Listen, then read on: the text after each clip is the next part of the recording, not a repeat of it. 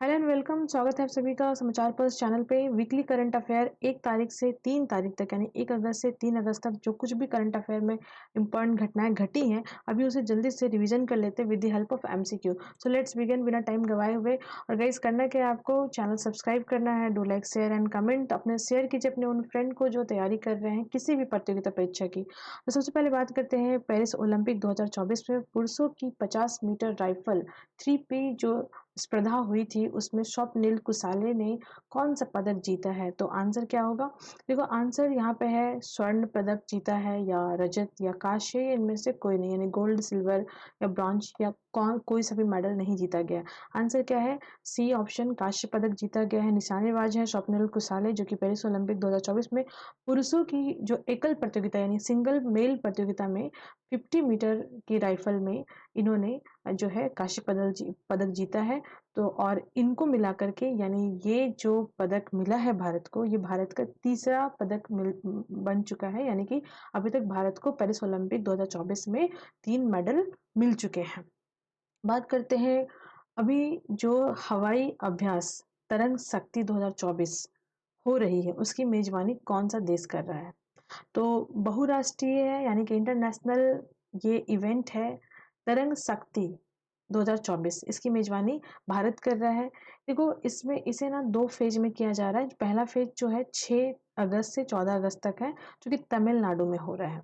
ठीक है, तो तमिलनाडु के सुलार एरिया में ये कंडक्ट किया जाएगा। दूसरा फेज 29 अगस्त से 14 सितंबर तक होगा जो कि राजस्थान जोधपुर में होगा। ठीक है, और इसमें लगभग 30 देश यानी कि 30 देश इसमें पार्टिसिपेट कर रहे हैं। ये इंपॉर्टेंट है, ध्यान में रखना है। रोहन बोपन्ना जो कि प्रतियोगिता में पार्ट लिए हैं, यानी कि जो भी हमारी पेरिस ओलंपिक में प्लेयर्स पार्टिसिपेट करे उसमें वो गए हुए हैं। और इसके बाद यहाँ पे हमें ये देखना है कि जो क्वेश्चन है और इसके हिसाब से मैंने आपको आंसर बता दिया, मुझे क्वेश्चन बताना था। तो चलो ये थोड़ा सा ब्लंडर हो गया। मतलब देखो ये जो क्वेश्चन है, रोहन बोपन्ना कौन से प्रतियोगिता अभी होने वाली है उसमें पार्टिसिपेट करने के बाद संन्यास की घोषणा करने वाले हैं। तो संन्यास का घोषणा वो पेरिस ओलंपिक के बाद करने वाले हैं, तो जो कि मैंने आपको क्वेश्चन में ही आंसर बता दिया। तो कोई बात नहीं है, आगे बढ़ लेते हैं हम लोग। वैसे थोड़ी सी बात कर लेते हैं कि जो बोपन्ना है तो इन्होंने 2022 में जो प्रतियोगिता हुई थी एशियाई खेल की उसमें इन्होंने गोल्ड जीता था। ठीक है, तो ये जो है याद रखना है आपको। और ये जो है मतलब 2 प्लेयर की प्रतियोगिता में मतलब मिक्स बोल सकते हैं या डुअल मेल बोलेंगे, उस प्रतियोगिता में इन्होंने जीता था। सिंगल में नहीं, डुअल में, साथ में टेनिस प्लेयर है, ये याद रखना है। कभी कभी ऐसे क्वेश्चन ही बनते हैं कि रोहन बोपन्ना जो हाल ही में संन्यास लिए वो कौन से गेम से संबंधित है, तो आंसर रखना है टेनिस। ठीक है, रैपिडो इस साल यूनिकॉर्न बनने वाला भारत का कौन से नंबर का स्टार्टअप बन गया है इस साल में? 2024 की बात कर रहे हैं। भारत में अभी 100+ स्टार्टअप हैं। ठीक है, जिसमें हम देखेंगे कि ये तीसरे नंबर का स्टार्टअप इस साल यानी 2024 का जो फाइनेंशियल ईयर नहीं बोलेंगे, 2024 जनवरी 1 से आपके 31 दिसंबर तक की अगर हम बात करें तो ये ईयर है एक। तो इस ईयर में अभी अगस्त महीना ही चल रहा है, तो इसमें अभी तीसरी बड़ी कंपनी यूनिकॉर्न बन चुकी है जिसके पास बिलियन ऑफ इन्वेस्टमेंट आ जाते हैं या उसकी जो एसेट होती है इतनी हो जाती है, वैसी कंपनी को यूनिकॉर्न कहते हैं। तो इससे पहले हम देखेंगे जो फिटनेस की कंपनी थी, ठीक है, दैट इज अ परफ्यूस, और दूसरी जो कंपनी है दैट इज अ कृत्रिम। तो ये 2 कंपनी पहले यूनिकॉर्न बन चुकी है और रैपिडो भारत की अभी तीसरी कंपनी बन गई है जो कि आपकी यूनिकॉर्न है। और देखो किसने आसम राइफल के नए महानिदेशक के रूप में पदभार ग्रहण किया है? विवेक सिंह, विकास लखेरा, पीसी नायर और अखिल आनंद। तो चूंकि जल्दी जल्दी रिवीजन कर रहे हैं इसलिए ऑप्शन को डिस्कस नहीं कर रहे हैं। जो ऑप्शन आंसर है उसे देखते हैं। विकास लखेरा, लेफ्टिनेंट जनरल विकास लखेरा आसम राइफल के महानिदेशक के रूप में पदभार को संभाले हैं। ठीक है, तो ये आपको याद रखना है। 4 दशक की सेवा दे करके रिटायर्ड हो चुके हैं। 4 दशक मतलब 40 साल का सेवा ये दे चुके हैं। हाल ही में चिकित्सा सेवा महानिदेशक के रूप में किसे नियुक्त किया गया है? शिवा चौहान, साधना सक्सेना नायर, अवनी चतुर्वेदी और इनमें से कोई नहीं, साधना सक्सेना नायर। लेफ्टिनेंट जनरल साधना सक्सेना नायर चिकित्सा सेवा महानिदेशक नियुक्त होने वाली पहली महिला बन गई है। ठीक है। तो भारत के अंदर पहली महिला बन चुकी हैं, ये आपको याद रखना है। पश्चिमी वायु कमान की प्रधान चिकित्सा अधिकारी बनने वाली पहली महिला ये है। और इन्होंने इजराइल के साथ, इजराइल के जो सुरक्षा बल हैं, उनकी जो मिलिट्री विंग्स है, उनके साथ रासायनिक यानी केमिकली और जो बायोलॉजिकली और रेडियोलॉजिकल जो क्षेत्र है, ठीक है, परमाणु क्षेत्र है, उसमें इन्होंने प्रशिक्षण लिया है यानी ट्रेनिंग ली है इजराइल आर्मी के साथ। ग्लोबल एग्रीकल्चर एक्सपोर्ट इंडेक्स में भारत की रैंकिंग क्या है? 7वीं, 8वीं, 9वीं, 10वीं? आंसर है 8वीं, ऑप्शन बी। तो भारत 2023 में कृषि उत्पाद क्षेत्र में 8वें नंबर का निर्यातक बन चुका है। निर्यातक मतलब जो एक्सपोर्ट करता है। 2022 की अगर हम बात करें तो हम उस वक्त $55 बिलियन जो है हमारी पहले की रिकॉर्ड थी निर्यात करने की। जो फूड क्रॉप थे तो $55 बिलियन हम क्रॉप को निर्यात किए थे 2022 में। लेकिन अभी हमारा $1 बिलियन का निर्यात घट गया है। और उस एक नहीं, जो है मतलब हमारा जो निर्यात है वो 4, एक तरह से देखेंगे तो वो $1 बिलियन घट गया है, क्योंकि इस बार हमने बहुत सारे प्रिकॉशंस लिए हैं अलग अलग कंट्री के साथ ट्रेड में। और बहुत सारे कंट्रीज़ के साथ हमारे जो रिलेशन है वो थोड़े, चूँकि रशिया यूक्रेन वॉर के कारण बहुत डायनामिक चीज़ों को फेस करना पड़ रहा है, तो इसमें ये एक रुकावट के तौर पे देख सकते हैं। और $51 बिलियन इस बार हम अभी तक क्या किए हैं, निर्यात कर चुके हैं। तो 2023 का है ये, 24 का सिचुएशन थोड़ा अलग है, वैसे उस समय चुनाव भी था, ठीक है। तो ये आपको याद रखना है। हमारा जो रैंक है वो 8वां हो गया है, ठीक है। देखो इससे कुछ विशेष फ़र्क नहीं पड़ता है, लेकिन फिर भी याद रखना है। अच्छा, ये एक इम्पॉर्टेंट चीज़ है, ये जारी कौन करता है? ग्लोबल एग्रीकल्चर एक्सपोर्ट इंडेक्स जारी कौन करता है? ये भी क्वेश्चन बनेगा। देखो एट सच आप इसका आंसर देख रहे हो कि इसका आंसर क्या हो जा रहा है, 8वां हो जा रहा है। लेकिन ये आपका याद रखना है कि ये WTO जारी करता है, तो ये वेरी इंपॉर्टेंट है। चलिए आगे बढ़ते हैं। नेक्स्ट, यहाँ पे देखिए जो अर्थशास्त्री, कृषि अर्थशास्त्रियों का 32वां इंटरनेशनल सम्मेलन आयोजित हुआ है, कहाँ हुआ है? तो आंसर क्या हो जाएगा? नई दिल्ली में हुआ है, ढाका में नहीं हुआ है, बिल्कुल ये इंडिया की बात हो रही है। तो ये ना हम बता रहे हैं, आप देखो बहुत इंपॉर्टेंट है ये। 32 international conference of agriculture economics था ये, ठीक है। तो ये 32वां था, ये भी अपने आप में इम्पॉर्टेंट है। और देखो एक और इम्पॉर्टेंट चीज़ समझो कि इसमें जो है ना बहुत अलग अलग डाइवर्स फील्ड के लोग आए हुए थे, ठीक है। और यहाँ पे हम देखेंगे कि प्रधानमंत्री मोदी जो है वो केमिकल फ्री नेचुरल फार्मिंग की बात करते हुए नजर आए। साथ ही साथ उन्होंने इस बजट का भी जिक्र किया जिसमें हमारे यहाँ इस बार 900 ऐसे न्यू प्लांट इंट्रोड्यूस किए गए हैं जो क्लाइमेट के हिसाब से रेजिलिएंट फ्री है, मतलब डिफरेंट मतलब सिचुएशन में भी वो सस्टेन कर सकते हैं। और पीएम किसान सम्मान निधि फंड की भी जिक्र इसमें की गई है, तो ये भी एक इम्पॉर्टेंट चीज़ है, आपको याद रखना है, ठीक है। तो ये बहुत इम्पॉर्टेंट है। और एक चीज़ याद रखना है कि ये जो मीटिंग है यानी ये जो कॉन्फ्रेंस होता है ये हर 3 साल पे होता है, ठीक है। तो ये 3 साल पे होने वाला है मीटिंग है। और एक चीज़ इम्पॉर्टेंट है कि काफ़ी दिनों के बाद मतलब इस तरह की जो चीज़ें हुई है जिसमें आप बात कर रहे हो किस चीज़ की, मतलब आप ऑर्गेनिक फार्मिंग की बात कर रहे हो। और जब हम बात करते हो ऑर्गेनिक फार्मिंग की तो हमारा उसमें कुछ टारगेट भी है। प्रधानमंत्री जी ने इसके बारे में जिक्र किया और बताया कि ये इम्पॉर्टेंट है, ये क्वेश्चन बन सकता है। आने वाले अपकमिंग 8 साल में ऑर्गेनिक फार्मिंग में भारत जो है वो 20% अपना एम रखा है अचीव करने का, क्योंकि हम देखो टोटली हम 100% रिलाई नहीं कर सकते हैं जो है ऑर्गेनिक फार्मिंग पे, क्योंकि हमारा डिमांड बहुत ज़्यादा है। हमारी जो पॉपुलेशन है वो इंक्रीज करती जा रही है हर साल। प्रत्येक वर्ष 1,17,00,000 भारत की जनसंख्या बढ़ती है। कुछ ना भी करो तो भी इतना बढ़ना ही बढ़ना है। तो उस कंडीशन में फूड की डिमांड बहुत ज़्यादा है और हम टोटली डिपेंड हो जाएंगे ऑर्गेनिक फार्मिंग पे, तो हमारा वही हाल होगा जो श्रीलंका का हुआ था। तो हम लोग ऐसा नहीं कर सकते, हम लोग धीरे धीरे इसके ऊपर से लाइबिलिटीज़ जो है कम करेंगे। चलो आगे बात करते हैं। यहाँ पे एयर इंडिया ने हाल ही में सुरक्षा कारणों से किस शहर में जो अपनी उड़ानें रद्द की है? तो आंसर होगा तेल अवीव। तेल अवीव आप जान रहे हो इसराइल की राजधानी है, तो अभी वुहान का सिचुएशन चल रहा है। 7 अक्टूबर के बाद से वहाँ वॉर है और वॉर के बाद अभी हम देखेंगे कि ईरान की जो राजधानी है तेहरान में घुस करके, हालांकि अभी इसे क्लैरिफाई नहीं किया गया, इजराइल के द्वारा एक्सेप्ट नहीं किया गया, मोसाद ने एक्सेप्ट नहीं किया, लेकिन दुनिया जान रही है, दुनिया मान रही है कि जो हमास का चीफ है, ठीक है, इस्माइल हानिया, उसे मारने में, उसे टारगेट करने में इजराइल का ही हाथ हो सकता है और कोई हो ही नहीं सकता है। इस कारण से अंडर सिचुएशन है और इसलिए ये किया गया है कैंसिल। राज्यपालों का 2 दिवसीय सम्मेलन जो है वो किनकी अध्यक्षता में हुआ? तो यहाँ प्रेसिडेंट हैं, वाइस प्रेसिडेंट भी हैं, पीएम भी है और होम मिनिस्टर भी है। Answer is what? Answer is जो हमारी प्रेसिडेंट है द्रौपदी मुर्मू, तो इनके द्वारा किया गया है राज्यपालों का, यानी कि जो हमारे गवर्नर होते हैं। तो 2 डेज़ का ये कॉन्फ्रेंस किया गया राष्ट्रपति भवन में और हेड किया गया हमारी प्रेसिडेंट के द्वारा। जिसमें इन्होंने बहुत अलग-अलग जो इश्यूज़ हैं उस पे चर्चा हुई, जिसमें नेचुरल फार्मिंग की भी चर्चा हुई, ड्रग एडिक्शन के बारे में भी चर्चा हुई, वुमेन वेलफेयर, ट्राइबल वेलफेयर के बारे में भी चर्चा हुई, अनएम्प्लॉयमेंट की बात भी हुई और एम्पावरमेंट कैसे किया जा सकता है, उस पे भी बात हुई। तो एक ग्लोबल जो हमारे इंडिया के अंदर का इश्यू है, साथ-साथ जो ग्लोबल इश्यू है, इस पे भी चर्चा हुई। आगामी युग योगीन भारत संग्रहालय पर राज्य संग्रहालय सम्मेलन का उद्घाटन किसने किया है? तो आंसर होगा, देखो, गजेंद्र सिंह शेखावत। ये इंपॉर्टेंट याद रखना। Union tourism and culture minister जो है, इन्होंने हाईलाइट किया है tourism's economic potential at international hospitality expo 2024, जो कि कहाँ हुआ? नई दिल्ली में हुआ। और नई दिल्ली में भी कहाँ हुआ, ये आपको याद रखना है। 3 दिवसीय कार्यक्रम था, 3 डेज का ये कार्यक्रम था, 1 से 3 अगस्त तक चला है। और ये हमारे जो न्यू दिल्ली के अंदर जो हमारा हाउस है, ठीक है, जो भी रिसेंटली बनाया गया भारत मंडपम, वहाँ पे इसे किया गया।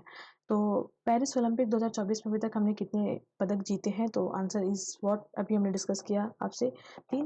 देखो, ये ओलंपिक बहुत न्यूज़ में रहा है ना। अब क्यों न्यूज़ में रहा है? आते साथ ही न्यूज़ में है। ओलंपिक को न्यूज़ में होना भी चाहिए, बट ज़्यादा ही न्यूज़ में हो गया, कंट्रोवर्शियल हो गया आई कैन से।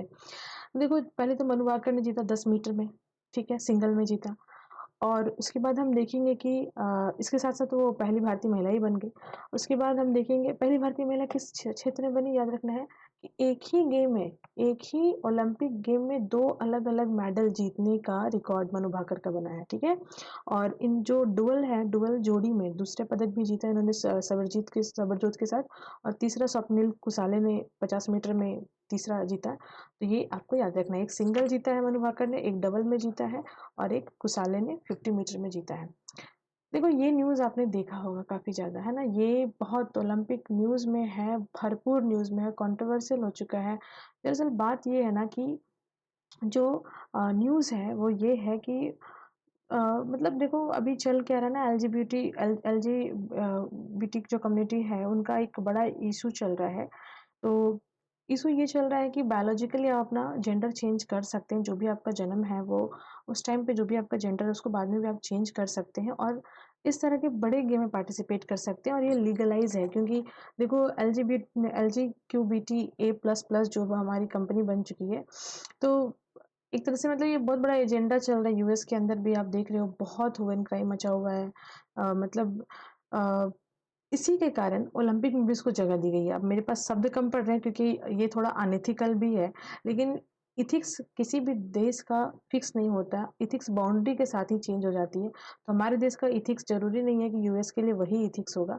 तो दैट्स व्हाई यहाँ पे आप देखो कि ये जो है प्लेयर, ये काफ़ी ज़्यादा पैनिक है क्योंकि इनको ऐसा लगता है इनके साथ जो कॉम्पिटिशन हुआ है, ठीक है, तो ये कॉम्पिटिशन सही नहीं हुआ बिकॉज़ ये मेल हैं बायोलॉजिकली और ये अपना जेंडर ट्रांसफॉर्म करके फीमेल बन के पेरिस ओलंपिक में पार्टिसिपेट कर रही हैं। तो ये जो बॉक्सर हैं, ये तुरंत ही अपना गेम छोड़ देती हैं, ठीक है? और इस कारण से काफ़ी कंट्रोवर्सी बन चुकी है ओलंपिक। एनीवेज़, नेक्स्ट क्वेश्चन पे हम आते हैं। देखो, organ donation day national wide मनाया जा रहा है। कौन से दिन मनाया गया है, ये आपको याद रखना है। 3 अगस्त को ये सेटअप किया गया है। 3 अगस्त नेशनल अवेयरनेस डे के तौर पे ऑर्गन्स डोनेशन के लिए मनाया जाता है। और यहाँ हम देखेंगे कि ये जो अवेयरनेस कैंपेन था, ये 14वें नंबर का था, यानी 14th जो ये अवेयरनेस डे है, Indian organ donation day celebrate किया गया। और देखो, ये किया जाता है नोटो के द्वारा। NOTTO is what?